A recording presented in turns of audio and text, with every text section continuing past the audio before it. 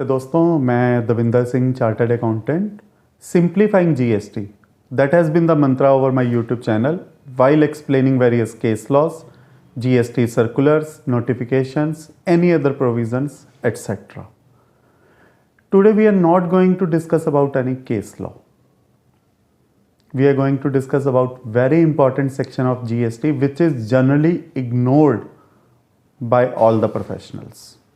जिसके ऊपर हम बहुत ज़्यादा ध्यान नहीं देते हैं, वो सेक्शन हमसे ओवरलुक हो जाता है क्योंकि वो सेक्शन डे टू डे हमारे यूज़ में नहीं आता। मैं बात करने जा रहा हूँ सेक्शन 81 ऑफ CGST एक्ट की, जो कि रीड करता है transfer of property to be void in certain cases. जहां पर प्रॉपर्टी का ट्रांसफर हुआ है और कुछ केसेस में इस ट्रांसफर ऑफ प्रॉपर्टी को वॉइड माना जाएगा।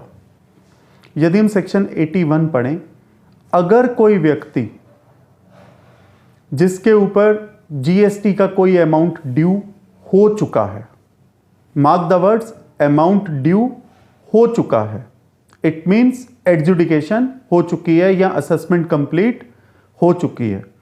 कोई ऐसा व्यक्ति अगर अपनी प्रॉपर्टी को सेल करता है, ट्रांसफर करता है, किसी भी दूसरे पर्सन के नाम पर उसको शिफ्ट करता है, इस इंटेंशन के साथ कि वो गवर्नमेंट के एक्सचेकर को, रेवेन्यू एक्सचेकर को धोखा देना चाहता है, डिफ्रॉड करना चाहता है, तो ऐसी सेल, ऐसा ट्रांसफर, ऐसा मॉर्टगेज, ऐसा एक्सचेंज ये वॉइड माना जाएगा। मैं आपको एग्जांपल से समझाता हूं।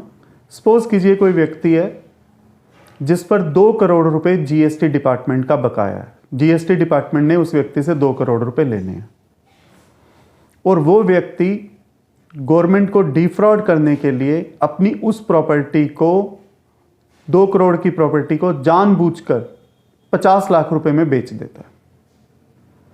अब यदि वो 2 करोड़ की प्रॉपर्टी को 50 लाख में बेचेगा तो प्रॉपर्टी किसी दूसरे व्यक्ति के नाम पर ट्रांसफर हो जाएगी और उसके बैंक में सिर्फ 50 लाख रुपए आएंगे। अब यदि डिपार्टमेंट रिकवर करना चाहेगा, अगर वो प्रॉपर्टी को रिकवर करते या अटैच करते या उसको सेक्शन 79 के अंदर अगर उसको रिकवरी में लेकर आते तो उनको 2 करोड़ रुपए मिलते। बट क्योंकि वो अपनी प्रॉपर्टी को बेच चुका है 50 लाख रुपए में और अब उसके अकाउंट में सिर्फ 50 लाख रुपए हैं, तो गवर्नमेंट उससे सिर्फ 50 लाख रुपए ही रिकवर कर पाएगी, उससे ऊपर रिकवर नहीं कर पाएगी। बट यदि ऐसा transfer with the intent to defraud the revenue exchequer को ध्यान में रखते हुए किया गया है, तो ऐसे ट्रांसफर को वॉइड माना जाएगा। दोस्तों, ये सेक्शन हमारे लिए सिर्फ उस पर्सन जिसने ट्रांसफर किया है उसके पॉइंट ऑफ व्यू से इंपॉर्टेंट नहीं है, इसको दूसरे शब्दों में भी देखना है, जिसने उससे खरीदा है। यदि वो उससे कोई चीज खरीद लेता है, कोई प्रॉपर्टी उससे खरीद लेता है और प्रॉपर ड्यू डिलिजेंस नहीं करता और बाद में इस ट्रांसफर को अगर गवर्नमेंट वॉइड डिक्लेयर कर देती है, तो जिसने बाय किया है उसका भी काफी बड़ा नुकसान हो सकता है।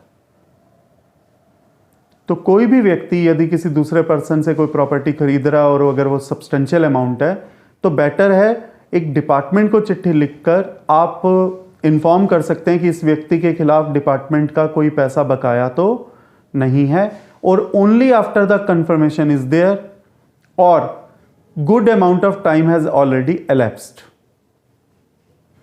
सो दैट कल को रेसिपिएंट या बायर जो है वो इस बात को एस्टेब्लिश कर सके कि मैंने अपने पूरे एफर्ट्स लगाए थे, सो दैट ये जो ट्रांसफर है वो वॉइड ना हो।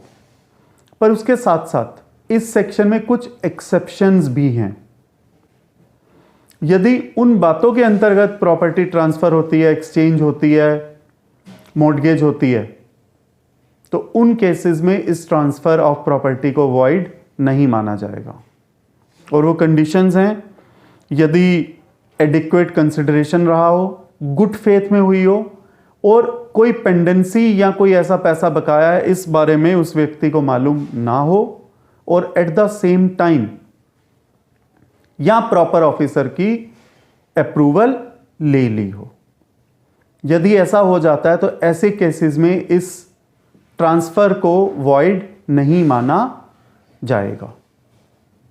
तो ये जो सेक्शन 81 है जिसको जनरली हम इग्नोर कर दिया करते हैं, बट कभी ना कभी ये खरीदने वाले को दिक्कत दे सकता है कि वो अपना एक सब्सटेंशियल अमाउंट इसके ऊपर खर्च करे और बाद में पता लगे कि ये ट्रांसफर है वो वॉइड हो गया, और वो हो सकता है इसको बाय करने के बाद काफ़ी मेजर अपने डिसीजन ले चुका हो या लेने वाला हो। So one should be very clear, one should already do his due diligence before buying any property from any person, that there are no dues pending towards him. So this is all about section 81. Thank you.